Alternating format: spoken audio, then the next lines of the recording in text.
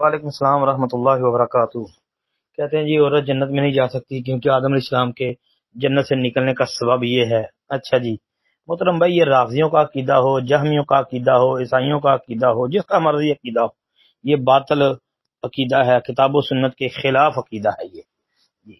یہ ان کا نظریہ کتاب و سنت کے خلاف ہے۔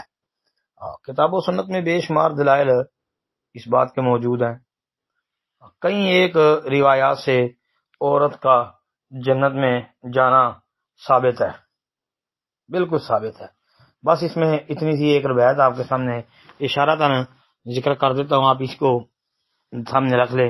بڑی مشہور و معروف یہ بات ہے، صحیح بخاری وغیرہ کی ہے کہ رسول اللہ صلی اللہ علیہ وسلم نے اپنی سب سے پیاری، سب سے چھوٹی بیٹی سیدہ فاطمہ الزہرا رضی اللہ تعالی عنہا، جی باقی بیٹیاں تو زندگی میں فوت ہو گئی تھی، یہی ایک بیٹی رہ گئی تھی نبی علیہ السلام کی، جو آپ کی وفات کے تقریباً 6 مہینے کے بعد یہ فوت ہوئی، یعنی 6 مہینے بعد تک زندہ رہی ہے نبی علیہ السلام کی وفات کے، حضرت فاطمہ رضی اللہ عنہا۔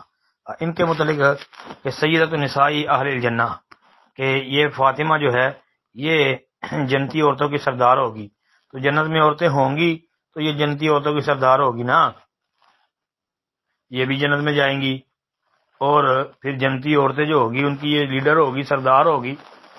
تو محترم بھائیو، اس کے علاوہ بھی دلائل موجود ہیں، بس سمجھے۔ السلام علیکم ورحمۃ اللہ۔